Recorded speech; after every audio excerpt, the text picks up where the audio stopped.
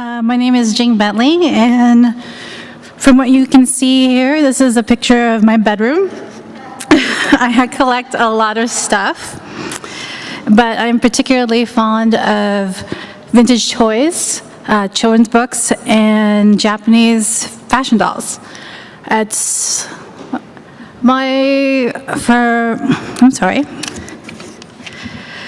I wanted to look back and see how I started collecting. When Mark asked me to come out and speak to the Asian Art Museum, I actually thought it was an intervention and I was going to be on Hoarders. But it was kind of great to look back and see what I was collecting back in the 80s. I started off with Hello Kitty. I don't know any other Asian girl who didn't start with Hello Kitty. And Transformers and G.I. Joes. Back in the 80s, the FCC actually lifted restrictions on promotions in children's programming, and so we were inundated with these shows that were basically designed to sell toys, like Transformers, G.I. Joe, She-Ra, He-Man. Gem is a personal favorite because I was a really big MTV fan back then. I had a couple of those. And then when I got cut off, my parents wouldn't buy any more dolls. So the one thing I did convince them to buy me were books because they were educational. And so I had quite a few Babysitters Club books. I don't know if anyone else my age was familiar with them. And comic books, they were really popular in my household. When I was older, I really got into fashion and fashion illustration, as well as Japanese manga. And one of my favorite illustrators is Junichi Nakamura. I think he started in the 1920s. He did a lot of women's magazines back then, from the 20s to the 70s. And then in the early 90s, I really got into Japanese street fashion, like Fruits magazine. I'd spend hours at Kinokuniya just looking at magazines and going, one day I'm gonna go there, I'm gonna take pictures of myself. And I got into Japanese fashion dolls from Japanese street fashion, in particular Momoko. This was in 2001. It was an original doll started by Nami Manabe. She decided that she wanted to do an original spin on the Barbie doll. This is my first Momoko doll. I was really excited. I Googled the crap out of this doll. You couldn't find anything back then on it. Kids have it pretty easy these days. I had to ask a bunch of friends in Japan to go to different doll shows to track it down.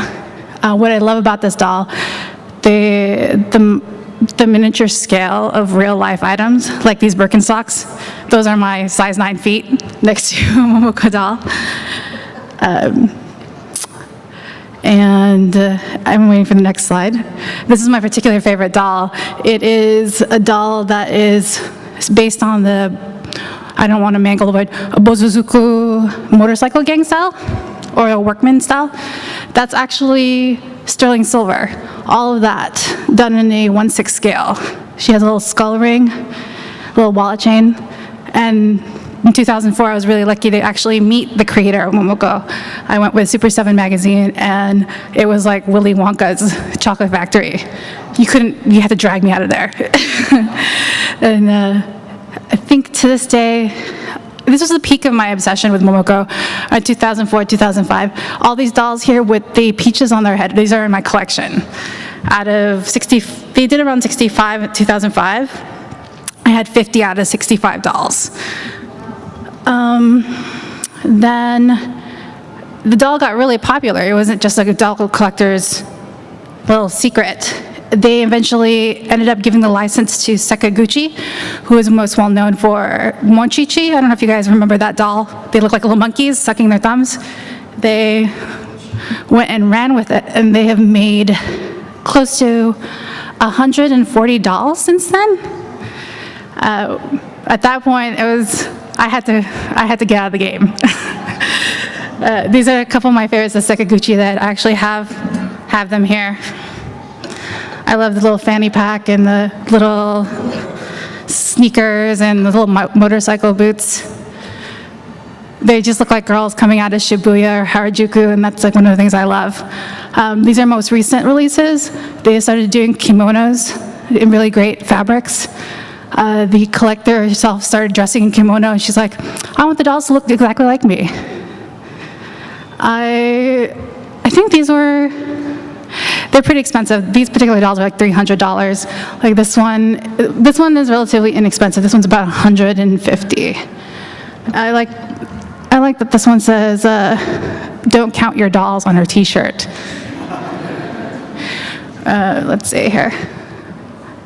And I kind of wanted to give you guys some time to ask me any questions if you had any, but this is what I'm also currently into right now. Alika is a fashion doll from 1967. She was an 11-year-old girl, kind of to counter Barbie, because they thought Barbie was a little too sexy for Japanese kids. This is the first generation. I'm particularly fond of a little eye print there. It's kind of mod, kind of sassy. Really hard to find. I think that's one of the appeals, is that you really got to hunt for them. And I also collect Japanese fabric dolls from the 60s and the 70s. You can see some of them up here as well. They're a little moldy, but I like them a lot. They've got character. Thanks, guys.